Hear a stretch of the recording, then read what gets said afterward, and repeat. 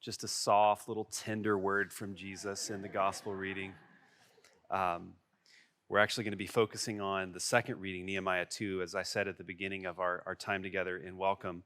About a year and a half ago or so, the Leadership Council here at Church of the Resurrection read a book together entitled Canoeing the Mountains. And it was a good book for us. Chapter 1 is entitled, Seminary Didn't Prepare Me for This. And by the way, this was written prior to the pandemic. In that opening scene of that opening chapter, he tells the story of two pastors, one older and one younger, who, look, it's his story, not mine, are sitting at the bar drinking together. And the older mentor is really, heart is heavy on him. He sort of sighs deeply and he says, I don't know why, but I like to think he was from Huntsville. You know, when I began, I'm not going to get an Alabama accent right, so forget it. When I began my ministry, he says to the younger pastor, I never worried about church growth or worship attendance or evangelism. Back then, listen to his words, if a man didn't come to church on Sunday, his boss asked him about it on Monday at work. And he begins in this chapter to tell us about what sociologists and theologians and pastors have known, which is that this era that's often called Christendom, that lasted somewhere around 1,500 to 1,800 years, has been over for a long time. Certainly, your bosses, your teachers are not asking you about your church attendance, but it's more than that. We're in a post-Christian secular society. As we've talked about over the years, in the words of Charles Taylor, even those who believe doubt their belief. We are in a secular age. And then now we face a political climate that's deeply tribalized and the effects of a global pandemic that's caused, really, you'd have to call it an exodus. Did you know across our country, it's somewhere between 30 to 60%, the average Sunday attendance of every church in North America has returned to about 30 to 60% of its pre-pandemic levels. This was in a nation where church attendance was already in steep decline. Times have changed. They had already changed. But the pandemic is helping other leaders to wake up to it. Leaders and pastors are now scratching their heads more than you know, going, seminary didn't prepare me to lead a church in the midst of a global pandemic and the civil disruption that we're seeing. What most Christians and pastors and leaders are doing is they're doing what they've always done, which is a bad idea. They're acting as if we're still in Christendom, operating with small dreams and an ethic of scarcity, bemoaning what has been lost. Instead of being on mission in the world, many Christian leaders are settling for maintenance mode instead of mission mode. And here, what we've discovered as we study the scriptures, as we want to follow Jesus, is we're invited to join him on this adventurous task of going out into the world and being on mission with him, a God who says, I will make all things new. And I know it may seem like a really small thing to a large percentage of you who were here this morning in the YMCA, but let me assure you, it is not a small thing that we as a small church decided to sell our building at Morris Road and to sort of draw a line in the sand and take a step into a new reality. We are not the nation of Israel. I am not Nehemiah. I'm not trying to draw that close of a parallel, but we are indeed a part of God's redemption story in the world. And so many churches settle for maintenance mode instead of mission mode. And the hearts of the people that are here is, God, we want to join you in your mission in the world. And we know that no building guarantees that. In fact, sometimes buildings can get in the way of that mission mode. But we made the decision to cut anchor and begin getting on the move. And thanks be to God, he's provided a story, a revelatory story, inspired, that's ever ancient and ever new. And we gather each and every Sunday together around his holy word. And we don't just look to our own creativity or our own passion and energy. We look to God to guide us and to provide us the source and the vision for the work he's called us to. Thanks be to God that he's provided these stories for us in this narrative for us to study. That his mission in the world, did you know his mission in the world is not dependent not only on us, but even Israel's creativity and energy. Thanks be to God, he has a plan to redeem and to build things that have been lost. And he's faithfully at work in the hearts of a few. We're studying the book of Nehemiah, and we've seen that the people of God are in exile. They have been sent out as a result of their own waywardness. They were originally sent to Babylon. Eventually, it's a Persian empire, and Nehemiah is in exile during this Persian captivity of God's people. And in spite of their waywardness, God begins to initiate their return from rubble to restoration. And he chooses a person named Nehemiah to help lead that restoration project. And we've been studying the last 2 weeks his tears, his prayers, the fact that he takes faithful risk in the midst of exile. I entitled last week's message, Leadership in Exile, Faithful Leadership While in Exile. And really, this is sort of part 2 of that. It's the second part of chapter 2. He doesn't just want to get by or survive. He could have done that. He could have stayed in Persia. Life was really good for Nehemiah. But instead, he joins God in his work in the world. It's similar. It's not the same, but it's similar. That the church today, as God's people, are in the world that really is not our home. It's like the people of God who were in exile. We're not in charge of the dominant narrative of our culture and our society. This was true of the people of God in Nehemiah's time. And yet, we are called to be an outpost for his kingdom, to join him in his restoration in the world. So let's learn from Nehemiah. Today we learned something about vision, about team, and about opposition. Vision. That's the 3 things. The first is vision. The vision leads the work in God's restoration project while we're in exile. The vision leads the work. And I'm going to pose a question, or are we just picking up rocks? Nehemiah was a person of vision. And when I use that term in a modern consumeristic society, you and I think of people like maybe Walt Disney. Disney was a visionary, he's often called. In fact, once Disney World was built, one of the executives turned to his widow because Walt had died, and he says, "I wish Walt could have seen this."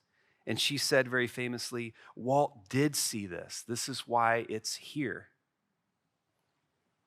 And that's the kind of person we tend to think of when we hear the word visionary. But I want to tell you, by that standard, there's like less than 0.5% of the world that's a visionary. I want to tell you that Nehemiah was not like Walt Disney. He did not dream up some entirely new concept that had never existed before and then courageously charge forward with this dream.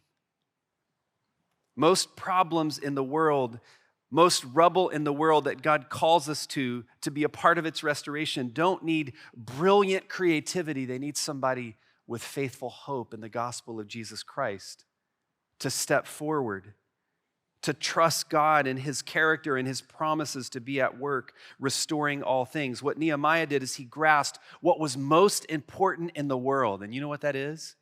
The worship of God and the mission of God. Nehemiah was not just passionate about bricks and mortar. Nehemiah wanted to see God's people and God's mission restored to the telos, the purpose, the vision they were originally given. When the worship of God is missing, and when the mission of God is not being put forward in the world, something is not right. And Nehemiah sees this, and he wants to get at work. The vision leads the work.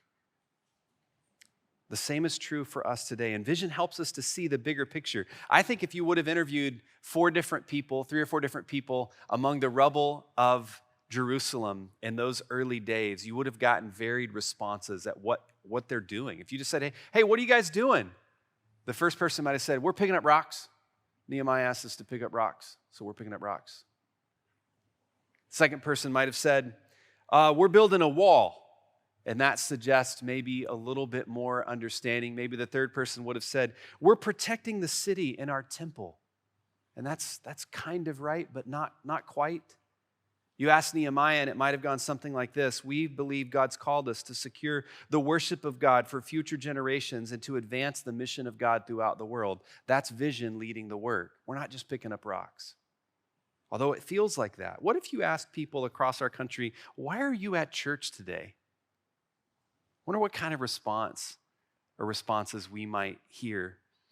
Some people would actually say, I came from a West Texas, very conservative culture that actually hasn't yet woken up to the reality that we are in a post-Christian, secular environment. The terms of the game have totally changed. So some would just say, I go to church, that's what I do. What do you mean? Why? I don't need a reason. This is what we do. We're picking up rocks. Second person might say, I go to church to worship God, and that's almost true. But what if somebody were to say, I'm a follower of Jesus Christ, and my whole mission with my whole life, all of my resources, is to follow him, to know him, and to make him known. And I'm here in North Texas because I want to be a part of a community that's rooted, that's restful, that's relational, and that wants to be about his restoration in the world.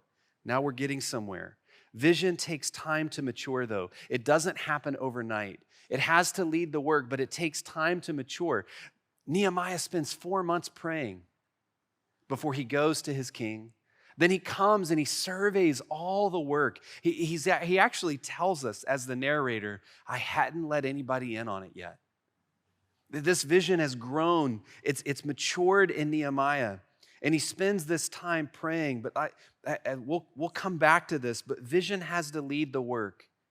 All the time, every day, we have to do the work we've been called to do from a place of vision. But the second thing is that this work requires a team. Vision leads the work. We're not just picking up rocks, but the work requires a team, not just some courageous hero. I want to point out that the fact that in this moment, verses 11 through 20, we pivot from the unique sort of singularity of Nehemiah to a community of people that say, let us arise and build. This was not going to be the work of some unique hero, like we love the sort of Braveheart kind of narrative, but this is not the work of a lone ranger. This is the work of a whole community. And it's this element of team that we find is true of God's mission in the world, that he has a people, not just a person. In fact, you see Jesus doing this, the very Messiah, the Lord, the God of the universe, when he comes incarnate, what is the first thing he does as an act of his mission in the world? He forms a team, he 12s. He calls them, he appoints them. That 12 multiplies to around 72, then around 120, and it just keeps multiplying in that way. God has a people, not just a person for his work. The vision has to lead the work, but the work requires a team. And this team, they have to be pretty gritty. In that book, Canoeing the Mountains, the metaphor that's used is the metaphor of when our nation state sent a group of explorers out west to find a waterway from the east all the way to the Pacific. That was their goal. Lewis and Clark, you heard this maybe in history class, were going to go out west and find a waterway. And their plans were boating, because they were boatmen. They were river boatmen. They had navigated the Mississippi. So they go with canoes in hands, and guess what they hit? The Rocky Mountains. Thank you very much. This terrain that they encounter looks nothing like the terrain from which they've come. And Bolsinger, in his great work, Canoeing the Mountains, says, this is a metaphor for leadership in God's kingdom in this new day. The game has shifted. So any of you who are holding out to get back to what church looked like 20 years, I'm sorry, it's over. It will look different. And the team that God needs is a team that understands we're more like that community of explorers. He calls them a core of discovery. How about that? A core of discovery. Now, I got to tell you, if you think I'm just getting fascinated with some ancillary story in Lewis and Clark, you're wrong. This is what we see in the New Testament. The apostles get on mission in the book of Acts, and you know what the constant sort of emotive response was? Surprise. They were amazed. We get that description all throughout the book of Acts, don't we? Because God's pulled together a team that's on mission in the world from Jerusalem, that sort of territory they know, that territory where everybody looks like them. It's quite a tribal place. They're really at home here, but that's not God's plan for God's people, is to be cozy and quaint with a tribe that looks just like you. And so he sends them out from Jerusalem to Judea, to Samaria, to the uttermost parts of the earth. And they're shocked and surprised along the way. They're a core of discovery. They're learning. This has to be the driving metaphor for God's people. Let us build, they say, that we may no longer be a reproach. Nehemiah knew he couldn't do it alone. This wasn't the work of just one prophetic guy. This was the work of a people. And God had provided the means. It's amazing. Nehemiah gets on his knees as God gives the vision, and God provides the means. That was the last couple of weeks. All the timber that's needed, letters for safe passage. He even provides guards along the way to get Nehemiah there safely. Then he provides a team, and they get this sense that God's on our side. We have this grand provision. Look, we have letters from the king, and they know God's on their side. So what could possibly go wrong? Verse 10. But when Sanballat the Horonite and Tobiah the Ammonite servant heard this, it displeased them greatly. This is biblical language for they were really mad. You could say it more colorful than that. Why were they mad? Someone had come to seek the welfare of the people of Israel. They had conquered these people. They had burned their gates. They had destroyed their walls. And now there's this little uprising. God's on their side. They have letters from King Artaxerxes. And they begin to be bullied and mocked. Why the difficulty? I thought God was on their side. I thought God had called Nehemiah to this. Why are they experiencing this opposition? Yes, this leads to the third and final thing. The vision must lead the work. The work requires a team, but that team will face great opposition. This is only the beginning of that opposition. In pastoral counseling wisdom from the one and only Claudia Berger, it goes like this: suck it up, buttercup. We're going to keep repeating that. You can expect opposition. If you want to be about God's redemption and the lives of the people who are around you, you will constantly face opposition. If you want to see the rubble restored, you are going to face opposition. And the people of God don't need to have this all shucks. Gosh, I can't believe the Horonite doesn't want us to do this. Yeah, they burned the gates like not long ago. They tore down these walls, and you're going to be about the restoration like the wisdom of Mike Tyson. I've been trying to figure out a way to get this quote into a sermon, so here it goes. Everybody has a plan until they get punched in the mouth. He was being interviewed about how his opponent was going to do this and he was going to do that. And very famously, he said up to this interviewer commentator, hey man, that's great. Everybody's got a plan until they get punched in the mouth. What happens when you and I get punched in the mouth? I'm telling you, the church is down for the count right now. And our culture's looking at us and they're going, man, you're kind of a disgrace. Divided over stuff that we shouldn't be divided over. Off mission, not really in mission mode, but in maintenance mode. The people of God we will face opposition, but how do we respond to that opposition? When anybody says, God's called us to rise up and to be about his redemption work to build, somehow Satan will have a way of opposing that. You don't get opposed for doing nice, innocuous, risk-free things that nobody cares about. You get opposed when you begin to work in God's restoration project in the world. And this vision, it takes time to mature, and you want it to take time to mature. Actually, it was the week that COVID sort of hit our country. My family was on spring break, like most of you, and or the week prior, and we were building campfires. We went camping. Anybody else love to build campfires? You know what's amazing to me is it takes time for it to mature, doesn't it? Or you can do what I did the first few nights. My family's on the front row. You can use the quick method, where you just get the whole bottle of lighter fluid and just turn it upside down. But what typically happens, even if you don't do that correctly, is it's like huge, it's impressive, and they're like about to call 911 because some idiot has just lit like a bonfire next to his camper, but it's gone in like 5 minutes because it didn't have time to mature. There's not a deep coal sort of burning and sustaining that fire, but it's amazing when you actually take the time, you use the right kindling, you give the appropriate space. Once you get a fire going and really raging, the energy begins to shift, doesn't it? All that energy that it took to build the fire and to get it sort of burning and raging begins to shift, and we get to a place where it's actually quite easy. Just throw another log on, because there's a mature bed of coals that are so hot. In fact, you'll have a hard time putting them out once it's time for them to be out. That's what godly vision is like. And it takes time for it to mature among a community, for it to begin to take root. But once it does, the energy begins to shift. The problem is most pastors and most Christians give up on it in 3 to 4 years. They throw in the towel before they've given it time to mature and to begin to breathe. Nehemiah shoots back at this opposition down in verse 20. But let me ask the question first. Well, how does the vision get to the place where it's lasting, it's transformative in its power? I want you to know it's not sourced in Nehemiah's own energy or creativity or the people in Jerusalem's just persistence. It's sourced in the character and the provision and the purpose and the priorities of our God. It's not sourced in us.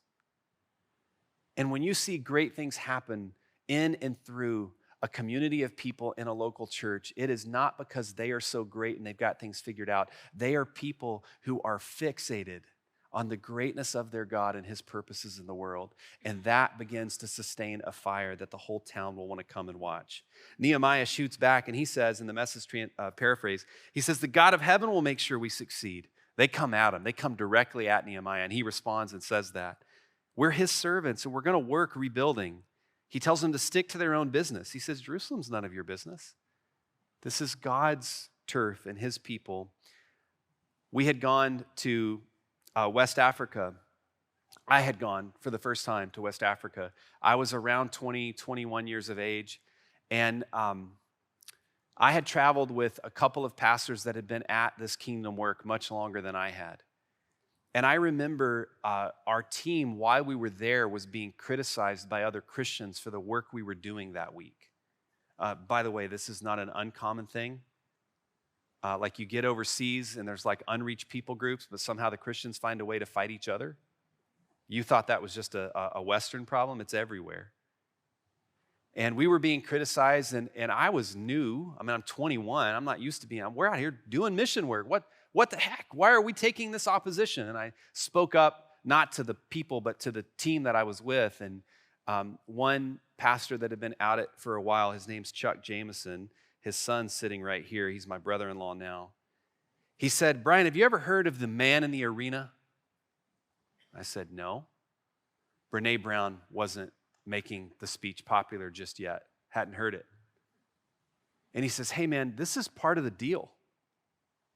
If you're going to be about kingdom work, you're going to get criticized, but I want to be, and he gave me the speech, like over a plate of French fries, because that's about all I could eat by that point in the week in West Africa.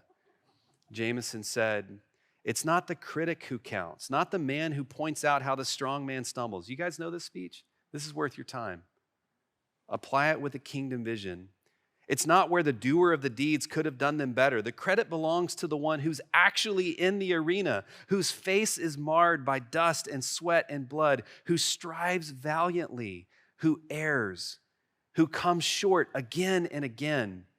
Because there's no effort without error and shortcoming, but who does actually strive to do the deeds, who knows great enthusiasms, the great devotions, who spends him or herself in a worthy cause, who at the best knows in the end triumph and high achievement, and who at the worst, if he fails, at least fails while daring greatly, so that his place shall never be with those cold and timid souls who neither know victory nor defeat. We are in uncharted terrain trying to join God's mission in the world in a post-Christian culture that now considers the church not only to be optional, but to be totally out of touch, an irrelevant relic of the past. And the question is, what do we do? We look to the God of the ages. We look to Nehemiah and we say, what does it look like to lead in exile? What does it look like to be a people of hope in the midst of the rubble? Churches across the country may be struggling, but I want to tell you, God's mission is not threatened by this moment. And he's looking for a group, a core of discovery that will join his work in the world. My prayer is that you will do that together. We will do that together. That we won't be so discouraged by the rubble that we'll just sort of think, man, we're kind of done. We're not done. It's just beginning. What an amazing time to be alive and to be a part of God's mission in the world. We get to be a part of that, Church of the Resurrection. And I'm blessed to be a part of it with you. Would you pray with me? Father, we give you thanks that you've called us to be a part of your team. You're not looking for any heroes, but you are looking for a people that will take faithful risk in the world. Lord, would you, by your grace, give us encouragement this morning for the opposition we faced in our lives? Lord, for those of us who have tried to go out and do it on our own, would you humble us this morning and show us that it's teamwork? And for all of us who have lost probably a sense of the vision that you have for your people in the world today, would you restore to us the vision that you have for your kingdom work in this world? We give you thanks, Father, that you are with us and in us. In the name of the Father, and the Son, and the Holy Spirit, amen.